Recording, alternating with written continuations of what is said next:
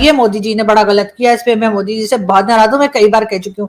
तो लेकिन बहरहाल अब उस मीटिंग के लिए जी प्राइम मिनिस्टर शहबाज शरीफ ने जो है ओके कर दिया है। उनका कहना ये है कि जी वो इस मीटिंग में शिरकत करेंगे। यानी वो इंसल्ट हो गई, पाकिस्तान का नाक कटवा दिया, पाकिस्तान का ये कटवा दिया। तो भाई देखें, पाकिस्तान का नाक और पाकिस्तान का क्या क्या कहां कहां कट रहा है, पूरी दुनिया को पता है। शहबाज शरीफ साहब का टैलेंट किसी से ढका छुपा नहीं है। तो हो सकता है मोदी जी ने सोचा हो कि अगर ये हमारी कंट्री में आके एससीओ की मीटिंग में शिरकत करेंगे तो क्या पता वापस जाते हुए 1-2 बिलियन हमें भी देने पड़ जाएं। इसलिए कि जिस तरह से किस्से सुनाते हैं, जिस तरह से स्टोरीज अपनी बताते हैं दुख भरी शहबाज शरीफ साहब, उसके बाद शायद ही कोई ऐसी कंट्री होगी जो अपनी जेब में हाथ डाल के कुछ पैसा ना दे दे। तो शायद मोदी जी, क्योंकि खुद भी एशियन है, हम पहले रह भी चुके हैं जी, हिंदुस्तान के साथी थे वो, तो बाद में हमने वो 2 नेशन थ्योरी वाला चूरन खिला के हमने इधर कंट्री बना ली। लेकिन ये जरूर है कि वो इस वजह से जो है हमारे जहनों को पढ़ भी सकते हैं, समझ भी सकते हैं। सबसे पहले शंघाई ताउन तंजीम की तरफ से हमारे वजीर आजम के लिए इन्विटेशन आया, जिसको हमारे वजीर आजम ने कबूल कर लिया है। शंघाई ताउन तंजीम का ये इजलास होगा 4 जुलाई को। 4 जुलाई के इस इजलास में हेड ऑफ द स्टेट्स शरीक होंगे और इसके लिए इन्विटेशन इंडिया के प्राइम मिनिस्टर नरेंद्र मोदी साहब की तरफ से हमारे प्राइम मिनिस्टर शहबाज शरीफ साहब को भेजा गया और शहबाज शरीफ साहब ने उसको कबूल कर लिया। बड़ी वजह तो ये है ना कि इंसल्ट हुई क्यों? अगर बिलावल भुट्टो वहाँ लेने क्या गए थे इंडिया में, उनका तो बनता ही नहीं था जाना। उनसे तो आप इंडिया से आप और क्या तवक्को कर सकती हैं? उन्होंने तो इसको बुलाने का मकसद ही ये था कि पाकिस्तान को दुनिया में आके जलील करना था, पाकिस्तान की बेइज्जती करनी थी, और ये शख्स पाकिस्तान की बेइज्जती करने उधर चला। नमस्कार दोस्तों 4 जुलाई को एससीओ की मीटिंग है, जिसकी अध्यक्षता भारत करेगा और भारत ने मीटिंग में भाग लेने के लिए पाकिस्तान को निमंत्रण दिया और पाक प्रधानमंत्री ने निमंत्रण स्वीकार कर लिया। अब यह निमंत्रण स्वीकार करना पाक मीडिया और जनता को अच्छा नहीं लगा और लोग पाकिस्तान के प्रधानमंत्री को भला बुरा बोल रहे हैं और कई सारे मीम बन रहे हैं, क्योंकि इससे पहले बिलावल भुट्टो भारत आए थे, उस टाइम भारत ने पाकिस्तान की असली औकात दिखा दी थी। यही सभी बात को पाक मीडिया और जनता कह रही है। अब बिलावल के बाद अगला बेइज्जत होने के लिए हमारा प्रधानमंत्री है भारत के हाथों। पाकिस्तान के दोस्त चाइना भी इस मीटिंग में हिस्सा ले रहा है, लेकिन पाकिस्तान के प्रधानमंत्री की सोच आगे आने वाले महीनों में चुनाव जीतना है पाकिस्तान में, ताकि लोगों को बता सके कि हमने IMF का लोन भी लेने में कामयाब हुए और भारत के साथ रिश्ता भी सुधार दिया, जिससे हमारा इंपोर्ट एक्सपोर्ट वापस शुरू हो सके और भारत के साथ, जिससे पाकिस्तान में महंगाई कम हो। कुल मिलाकर पाक प्रधानमंत्री का मीटिंग में भाग लेने खुशी नहीं मजबूरी है अगला चुनाव जीतने के लिए। तभी बिलावल के बेइज्जत होने के बाद भी और जनता के विरोध के बाद भी एससीओ मीटिंग में पाकिस्तान प्रधानमंत्री भाग ले रहे हैं।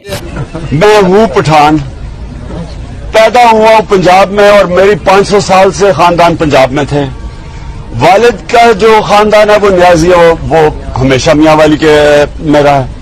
वालदा की जो सारी फैमिली थी वो हिंदुस्तान में थी। मैं क्या हूँ फिर, आप बता दें। इसमें चाइना के प्रेसिडेंट शी भी शामिल होंगे और प्रेसिडेंट पुतिन भी शामिल होंगे और भी जो हेड ऑफ द स्टेट्स हैं वो इसमें शरीक होंगे। इसकी सिग्निफिकेंस इसलिए बढ़ जाती है क्योंकि ऐसे हेड ऑफ द स्टेट्स भी हैं जो एक दूसरे के सामने होंगे, रूबरू होंगे। हालांकि इस वक्त जो कॉन्फ्लिक्ट्स चल रहे हैं उसमें एक दूसरे के रूबरू होना, फेस टू फेस होना कोई आसान काम नहीं होगा। लेकिन इसकी अच्छी बात यह है कि वो रूबरू जो होंगे फेस टू फेस, वो फिजिकली नहीं होंगे, क्योंकि ये ऑनलाइन इजलास है, वर्चुअल इजलास होगा।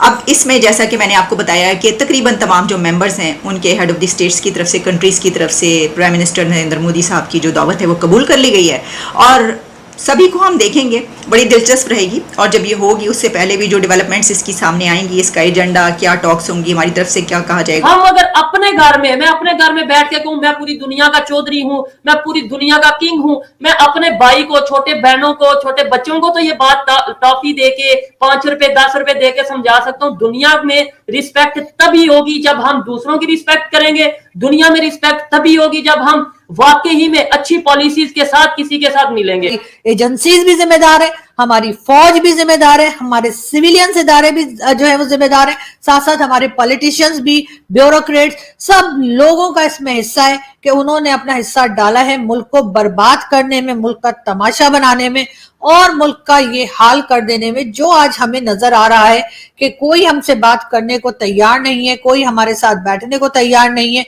लेकिन शर्म हमको नहीं आती। बल्कि शायद ये वर्ड शर्म भी अब हम भूल गए हैं और हमें ये भी नहीं पता इसका मतलब क्या होता है, इसलिए कि शर्म से बहुत आगे की एक चीज कोई होती होगी। हम शायद उस स्टेप पे जा चुके हैं, उस जगह पहुंच चुके हैं जहां पे शर्म को भी अब हमसे शर्म आने लगी होगी कि यार ये लोग कितना मांगते हैं, मतलब थकते नहीं मांगते। और उसके बाद जब कहीं से उधार या कर्जा मिल जाता है और या डोनेशन मिल जाती है, क्योंकि कहीं ना कहीं हमारा, कभी हम फ्लड वालों को दिखाते हैं, कभी हम अर्थक्वेक के विक्टिम्स को दिखाते हैं, वो करके भी हम ऐसा पैसा भी मांग लेते हैं जो वापस नहीं करना, और फिर हम अल्हम्दुलिल्लाह और माशाल्लाह और वाह वाह वाह वाह करके जो है अपना तमाशा लगवाते हैं और सारे सोशल मीडिया पे सब कंट्री के लोग हमें देख रहे होते हैं और हंस रहे होते हैं। देखें जी, इंडिया के हमारे साथ 75 साल से हमें यही सबक सिखाया गया जी, हमारी इंडिया के साथ ना हम लड़ेंगे, हमारी जो इकोनॉमी है हम उसको ठीक करेंगे तो फिर इनके साथ लड़ेंगे,